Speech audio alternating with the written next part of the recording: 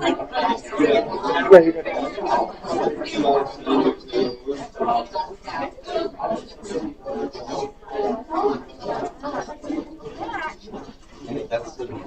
right. Fellas.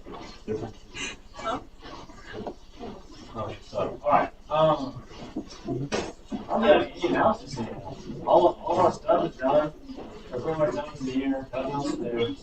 So no one knows what we do. We do have pub next Monday. Um, and that's pretty much all you need to know.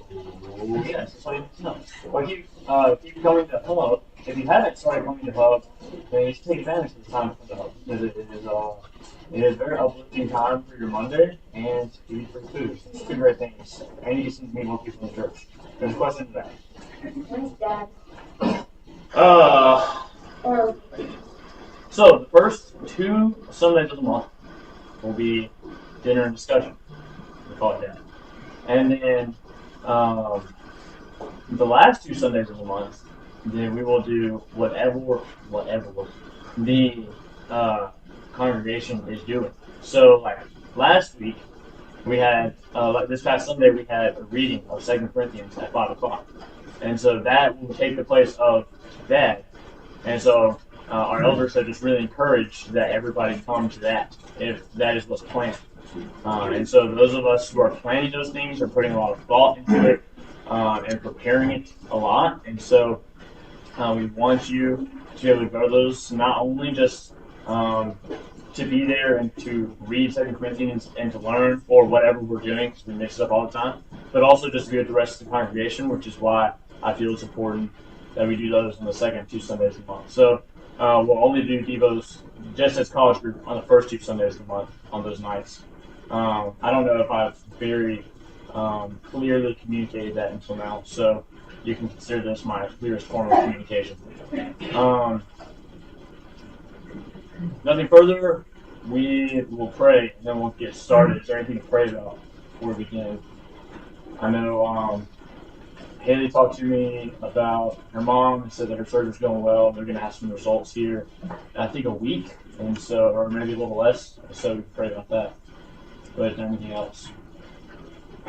Hello, we were going to HCA both her nose yesterday and staff has to do the surgery. But she's tough, but she still needs prayers. Okay, all right. Prayer about that. Yes. I'm waiting on results from having a monitor. Still, okay. When did it? They said like we're expecting by Friday the latest. Okay. But okay. They want to order right now. Yeah, Virginia. Okay. My great grandparents, she is good Alzheimer's. He has Parkinson's, mental difficulties, stuff like that. Okay, so great grandparents. I can't really say much about it, but there is someone that a few of us are kind of close to, but he's going through a really hard time right now. Okay. So just pray for him to be okay and pray for them as well. Okay, I'll just say your friend.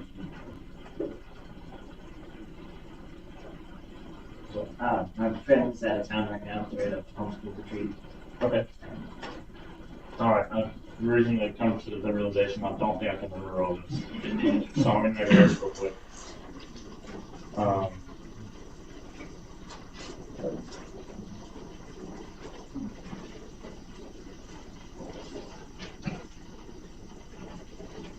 Oh, yeah, I totally can remember all this.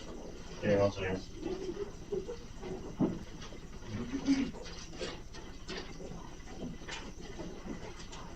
All right. Anything else? Good?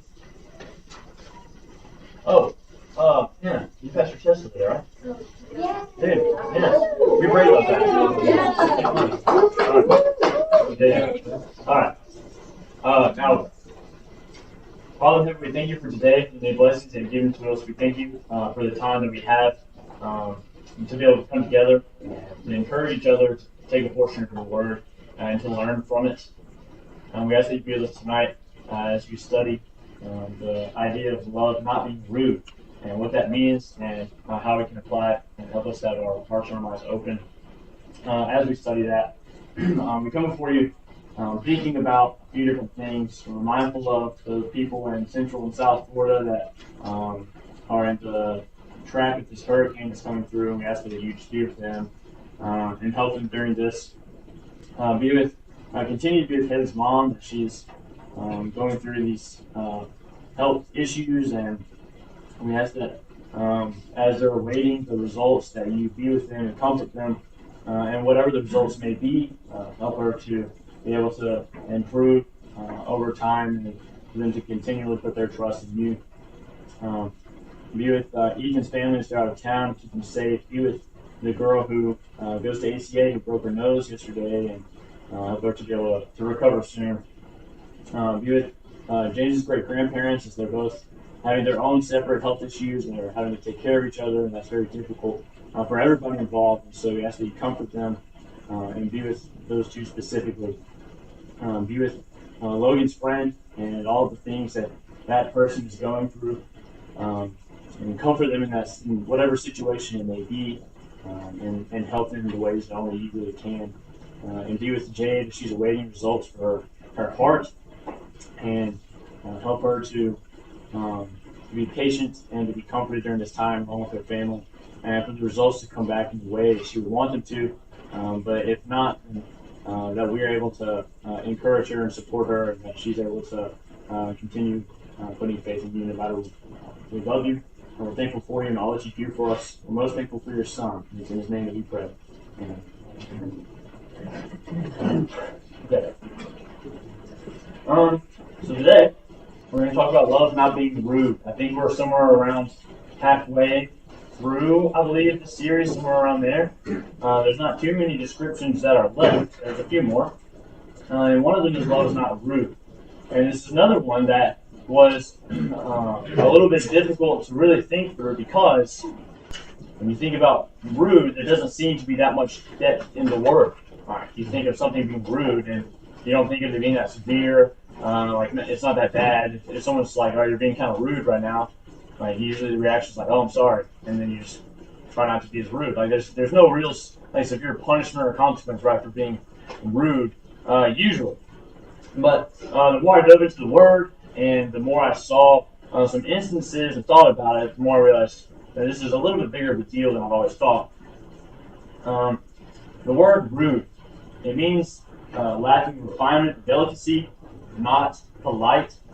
It can be offensive or embarrassing. And then the word itself means to behave disgracefully, dishonorably, or indecently. Some people think that in this specific passage in 1 Corinthians 13, that it means that one ought to feel ashamed. Some people think that is kind of the idea that Paul is trying to get across, that love should not feel ashamed. But people stick with the word rude. Paul uses this same word in chapter 7, verse 36, and it says, is not behaving properly, is how the same word is translated. And it's the only other time that in the Bible this specific word is used, is 1 Corinthians 7:36, and in this instance, in 1 Corinthians chapter 13. But a very similar word, same word, but like a different, is used in a different way, is used in chapter 12, verse 23 for less honorable. And so you could say rude, you could say not behaving properly, and you really could say less honorable. They all are kind of under the same umbrella here. What are some characteristics of people who are rude? When you think of someone who's rude, what characteristics come to mind? Angry. Say. Angry. Okay, so they get angry easily. All right, what else? They don't care for others' well-being. So what you say? Okay, yeah. So they care more about themselves. They don't really care about others. That's like the first thing that I had on my list. They don't really care about anyone else's feelings or needs or anything else. What else? Right. People who are rude or prideful. Why? I don't know. That's kind of informed with the selfishness aspect. They just put themselves before others. They don't care about other people. Okay, yeah. So there's two things. There's like, well, they kind of go hand in hand. Selfish.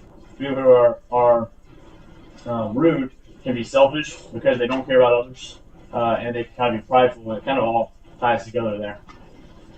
What else? They're impatient. Okay, wow. So you're when you're asking why and you're ordering and the person says the shirt's going to Okay, that would be both rude and showing patience. So that is true. You're right. What else? Sometimes we follow negative stories out of that day. Okay, yeah. So they may not be like a rude person. They just at the time, because of their circumstance, they are rude, and they don't necessarily, they don't need to be, or it's just like an instance of, oh, I'm sorry, that was rude, you know. Okay, yeah, that's true.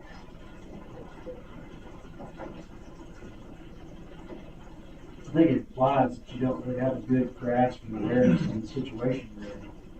And so your behavior is just not appropriate to that situation, whatever that might be. That can certainly be true. There's instances, I mean, all over when you look at different regions or different countries where you might just not know what is considered to be polite versus what is rude. And so, in that sense of the word, when it comes to just manners and things of that nature, then yes, you might just not know. Rude people could also know. Like there's a kind of rudeness that is maybe in like I'm talking to you and I'm saying rude things, and there is like I didn't put my fork on the right side of the table, kind of rude if that makes sense. Like almost like table side manners, kind of rude. And they can be very different, but both of them involve potentially offending another person and not really thinking about others as much as yourself. Both of them can. People who are rude, they don't really strive to honor others in any way. They don't really care about making others feel better, lifting them up, building them up in any way. People who are rude are also crude a lot of times. They are okay with saying offensive or coarse things. And so it doesn't really bother them because they don't care about offending someone else or saying something that could potentially hurt someone else's feelings or rub them the wrong way. Rude people can sometimes be overbearing. It's acceptable for them to maybe ask too much of another because they don't really care about the other person's time or how much effort it may take to do something. They can be overbearing. And they don't think about this because they're not considerate, and so they just don't really care how much effort it's going to take. They might just ask you to do anyways. And kind of like what Jeremy hinted at, like they don't really have any manners. They're not courteous. What is the purpose of having manners or being courteous in the first place? I think it shows like a sign of like mutual respect. Yes, so something that I read used the phrase to reduce the friction of human interaction, which is pretty close to exactly what you just said. And just we use manners so that we can know that we respect each other, we care about each other enough to know that like these are some things we're going to do, these are some things that we're not going to do. And so one that comes to mind is like if you get your food first, you might wait, especially if it's like a one-on-one situation, you might wait for the other person to get their food like at a restaurant or something before you eat. So you're not just like eating in front of them.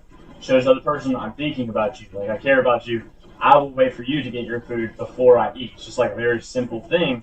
But if you're out with someone and it's just a one-on-one situation, that can say a lot about maybe how the rest of the conversation will go or the rest of the time that you're together.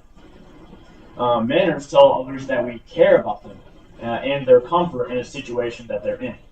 Not having manners relays a lack of consideration of others. It's kind of this idea that everything is about me. I don't really care how you feel in this situation. I'm okay with not having manners at this time and making you feel more comfortable. Someone that translated this part of the verse, love does not behave gracelessly.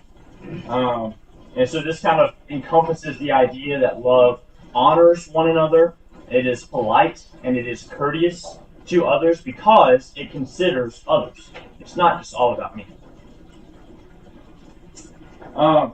This guy John MacArthur says that the principle here has to do with poor manners, with acting rudely. It does not care enough for those it is around to act becomingly or politely. It cares nothing for their feelings or sensitivities. The loveless person is careless, overbearing, and often crude. The idea of rudeness, it transcends beyond not just having good tableside manners, but it really is a matter of how much you care for others. Being polite and acting courteously is just another tool that Christians can utilize to show others that we care about them. Another way that we can be set apart in a world that really is not very polite or courteous, in a world that really is rude. How does it help us as Christians in our ultimate goal of showing others the God's expression of love? How does it help us to be polite, to be courteous? Like how does this, not being rude, help us to stand out?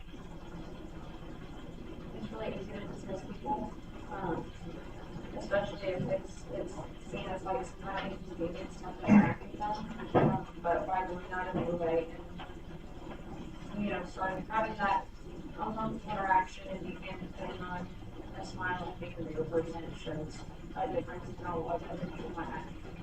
Yes, so just ultimately making people feel more comfortable, like going out of your way, maybe making yourself uncomfortable so that someone else feels comfortable or feels like they are cared for in some way. Yeah, that helps us stand out from everybody else, because the world, for the most part, is pretty rude.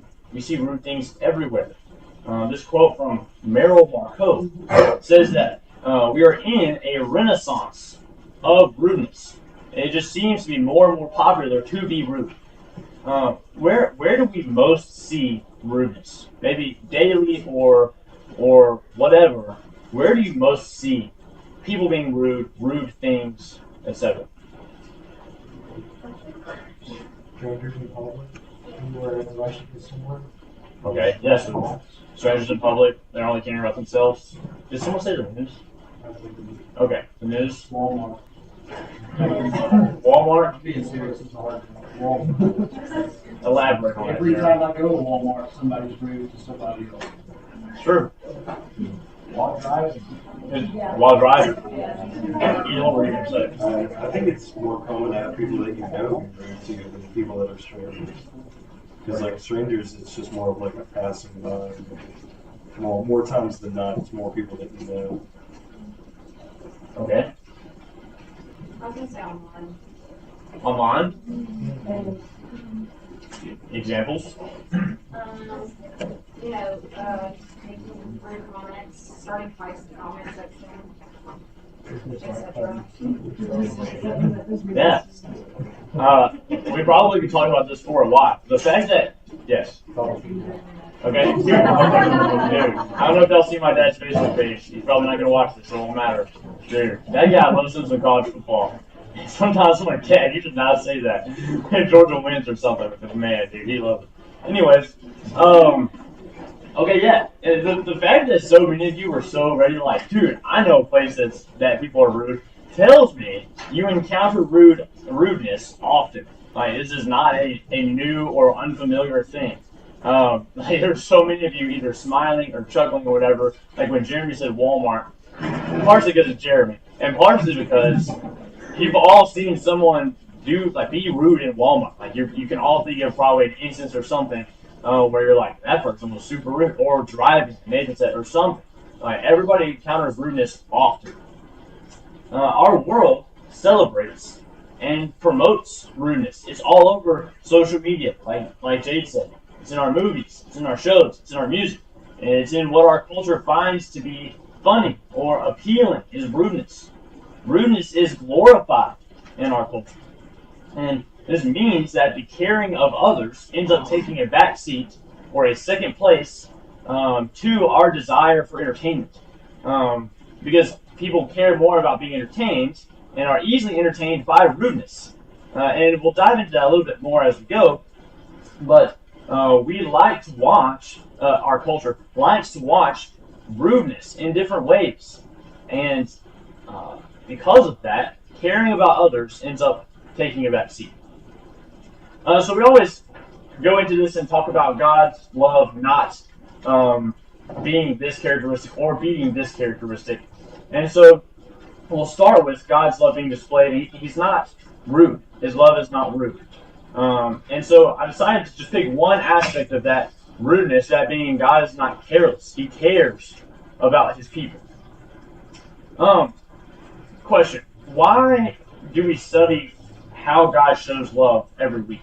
Like, this is something that we talk about every week. Why do we do this? Okay, so we should want to love others the way that God loves. And we can't know that unless we study God's love, right? And how he goes about loving, not in this way, how he does love in this way, things like that. God's love is perfect. There is no aspect of his love that isn't perfect. He has given us the responsibility, however, to complete his expression of love, what we talked about in the first class. So our job is to express the love that he possesses to others so that they can be brought to him. That is our responsibility, is to express his love to others. And so we have to know what God's love looks like before we can actually express it. And so that's why we do this every time. The first thing, one of the ways, and this is not every way, one of the ways that we can see God not being careless is that he cares for the mind of his people. Can someone turn to Matthew chapter 6 and read verses 25 through 33 for me? Therefore, do not be anxious about your life, what you will eat or drink, nor about your body, what you will put on. Is not life more than food, and your body more than clothing? Look at the birds of the air. They neither sow nor reap nor gather into barns, and yet your heavenly Father feeds them. Are you not more valuable than they? And which of you, by being anxious, can add a single hour to his man's life? And why are you anxious about clothing? Consider the lilies of the field, how they grow. They neither toil nor spin. Yet I tell you, even Solomon in all his glory was not arrayed like one of these. But if God so clothes the grass of the field, which today is alive and tomorrow is thrown into the oven, will he not much more clothe you, O you of little faith? Therefore do not be anxious, saying, what shall we eat, or what shall we drink, or what shall we wear? The Gentiles seek after these things, and your heavenly Father knows that you need them all. But seek first the kingdom of God and his righteousness, and all these things will be added to you. What's next? What does this verse tell us about God? This passage. Okay, so he takes care of us. What else? Like other creations, like they don't have to worry about, if like the birds of the air, like the example, they just know I have food. They don't have this fear of, oh no, what we're gonna do, worries about whatever. So if a bird can get that, we definitely have, and we should have the confidence that God will be there to take care of us. Yeah, so not only will God, like Cindy points out, God takes care of us. God takes care of his creation. Like, that they all have what they need.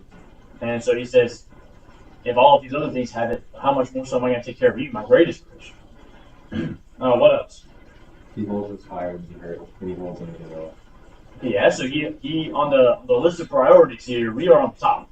All the other animals in creation are below us. Humans are his greatest creation.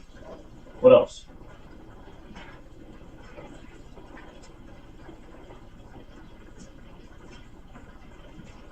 What do we see about God in reference to the point being made, that God cares for the mind of his people? He knows that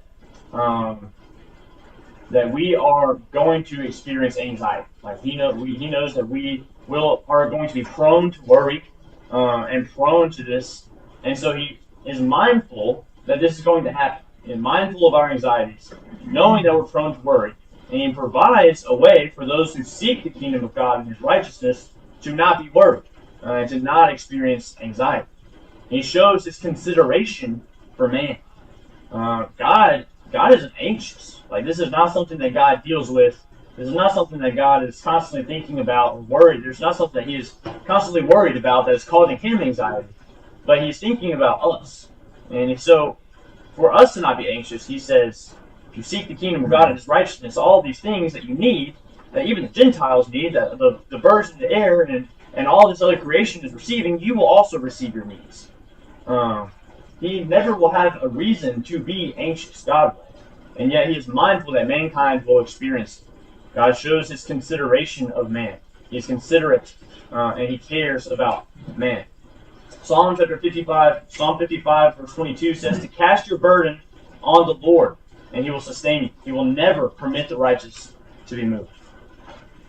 The next point is that he cares for the souls of his people. Nick, can you give 1 John 4, 9 through 10 for me? Yeah. And this is the love of God that was made manifest among us, that God sent his only Son into the world so that we might live through him. In this love, not that we love God, but that he loved us and sent his Son to be the propitiation for our sins. What does this tell us about God?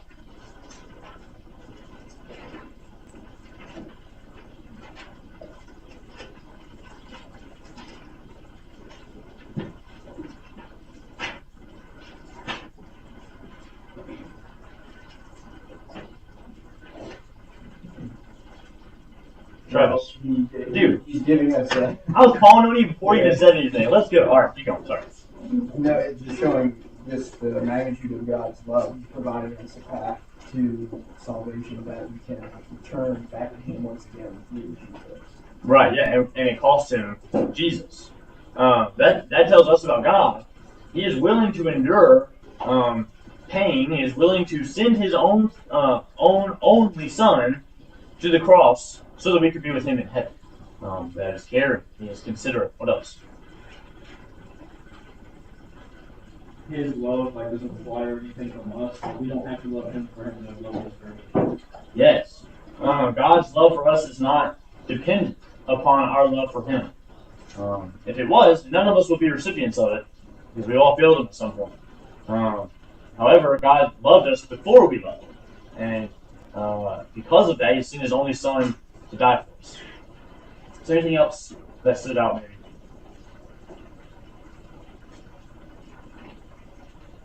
We can see that Jesus was willing to leave heaven and come to earth to be crucified so that we can live eternally.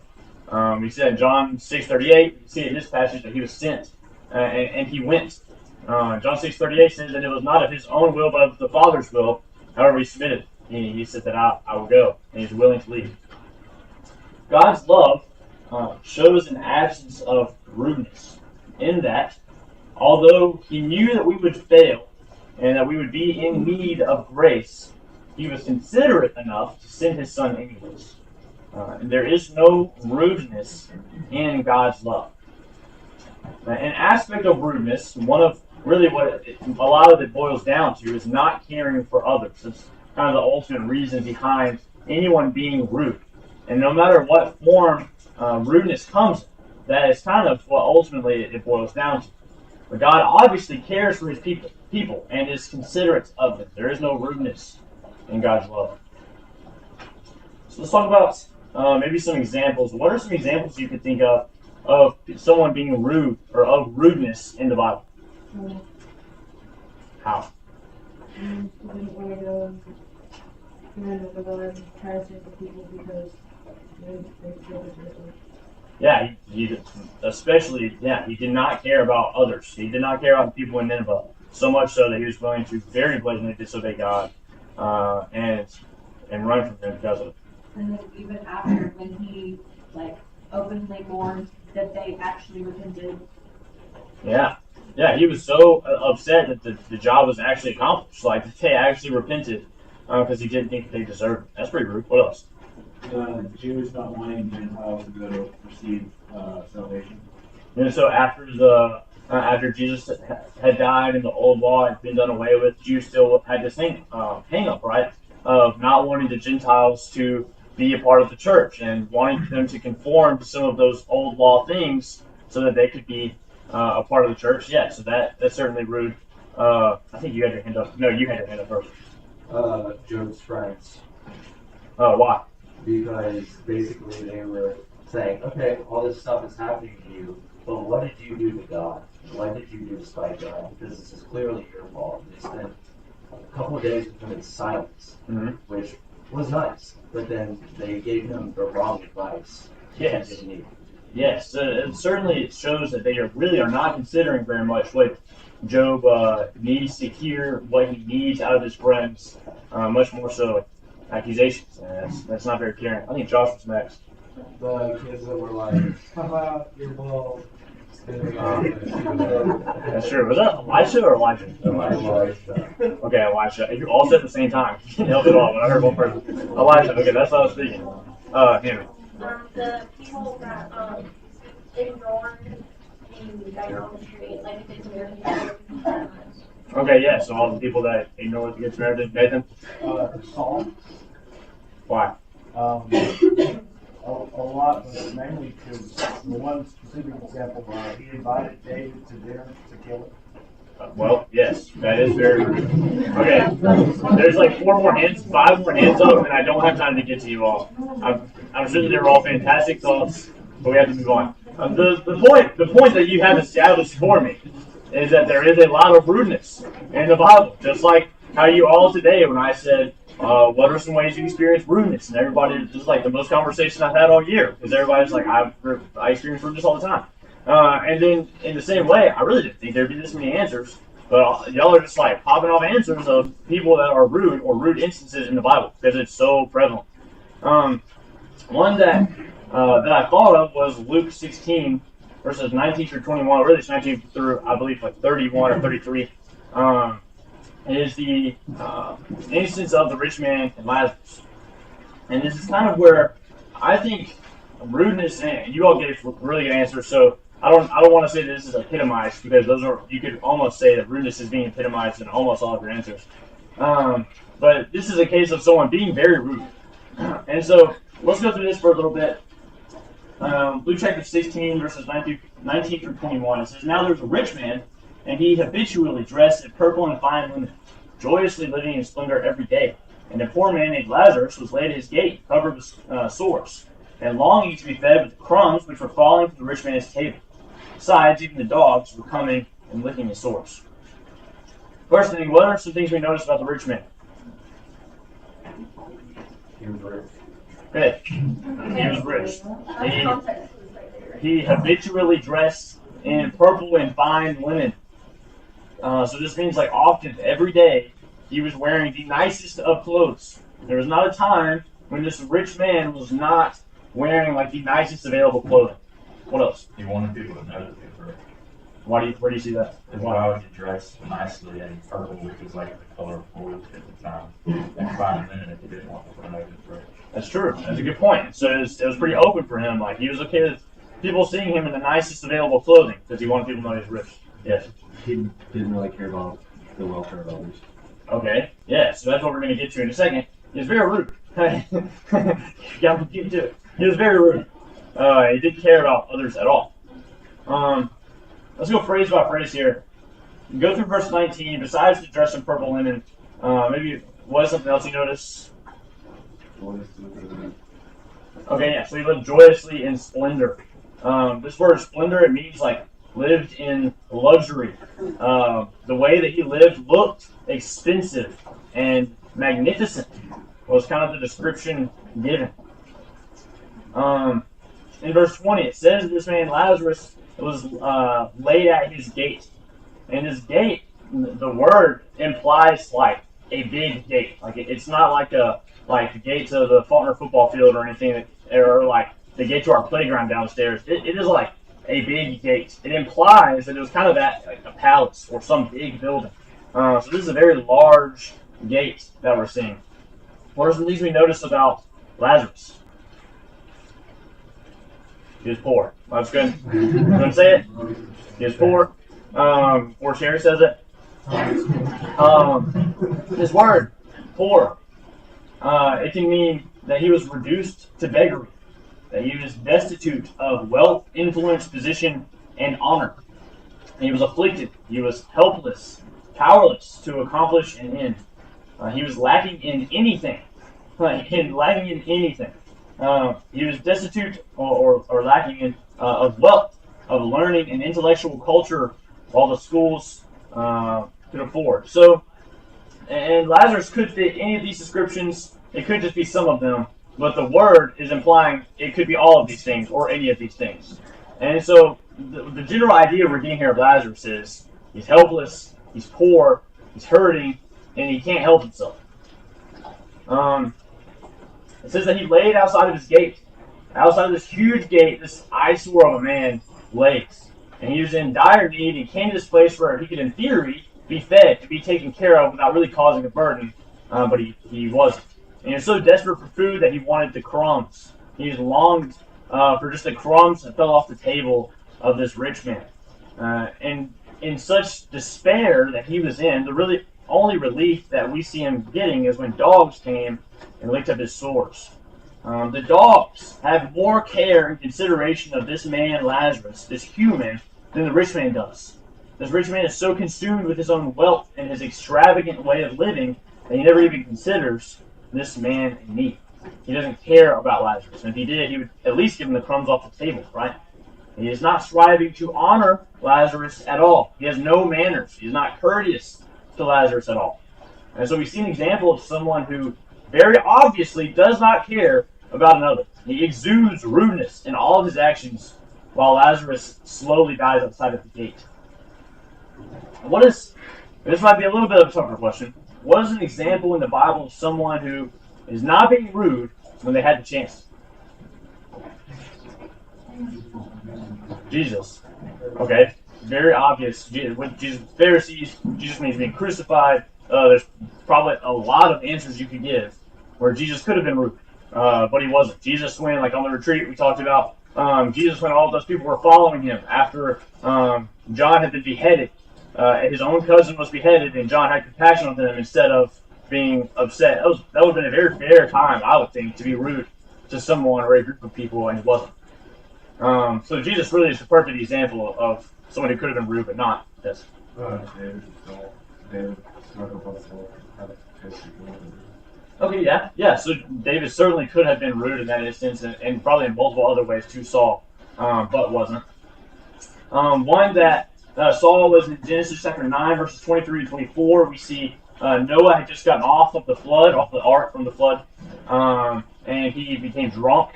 And Shem and Japheth covered their father's nakedness when he was drunk post-flood. But Ham tried to exploit Noah. He was rude. And so when Noah found this out about Ham's rude and indecent actions trying to exploit his father, Noah punishes him. And something that I found to be interesting was that we see Ham being the father of the Canaanite nations, which were known for being indecent and crude and unbecoming people. That is one instance. We see Paul in 1 Corinthians chapter 10, verses 31 through chapter 11, verse 1 say this: "Whether then you eat or drink or whatever you do all to the glory of God. Give no offense either to Jews or to Greeks or to the church of God, just as I also please all men in all things, not seeking my own profit, but the profit of the many, so that they may be saved." And chapter 11, verse 1 says, "Be imitators of me, just as I also am of Christ." We see a few things here about Paul not being rude. He's willing to conform to whatever standard is set that allows him to be considerate, that is mannerly and polite. Whatever standard that is, he's willing to do that thing. He's only concerned with the spiritual well-being of others, not really his own advantage or his own glory in any way. And Paul is not saying that he only wants to please people, but rather that he will ensure that he doesn't offend Greeks or Jews or the church. Three groups of people with three different belief systems. Now, at the same time, we know very well that Paul was not afraid to speak the truth. He was willing to speak it even if it offended other people. But it was never his intention. He was never rude in his witness or his testimony, and not when he had to rebuke different churches for different offenses or anything like that. His intention was never to be rude. And he says that he's trying to imitate Christ in chapter 11, verse 1. And there's a lot of ways that Christ, in this way, like we've already talked about, was not rude. And Paul tries to follow that same mindset and encourages others to do the same. And so when Paul wrote this to the Corinthian church, that love is not rude, he was writing to people who were being very rude in multiple ways. In fact, most of the book before this and a little bit after is hey, here's a lot of ways that you're doing wrong things and being rude. He wrote this after pointing out multiple ways in which they were being indecent or dishonorable and crude in some way. So, if Paul were to maybe write a letter to us, to Faulkner, to you, and list some ways that we were being rude, what would be mentioned? We don't really have time to answer that. Here are some things that I thought of quickly, and then I'll let you go. Maybe it's what is being worn. It should often bring people to shame and indecency, like on campus or wherever. It shows a lack of care of others, especially those who are like in charge and made the rules. The jokes that are made, the things that we watch, the conversations that we have can be crude. They're indecent. They put others down instead of striving to build them up and honor them. They thrive on maybe shock factor because some of us love what is rude and dishonorable. Many don't care about another's feelings or sensitivities. Sometimes even thriving on exploiting them, like Ham attempting to exploit his own father's nakedness. Our love is an expression of God's love, and that's something that we should strive to be able to say every single day. If we're going to strive for that, then our love can't be rude. And I've always saw this as a section that is maybe a little bit less important, but if God's love refuses to be rude, then that is important enough for me to consider and implement. My love for God and others cannot be rude in any way, and if it is, then we cannot say that God's love is being complete in how we love others, being made complete in how we love others. We can't say that we're showing God's love to those who are around if our love is rude. So, let's try to look in our lives, determine what is rude that we are putting out, ways that we are treating others, things that we are saying, watching, doing that is rude, and get rid of those things. That is all.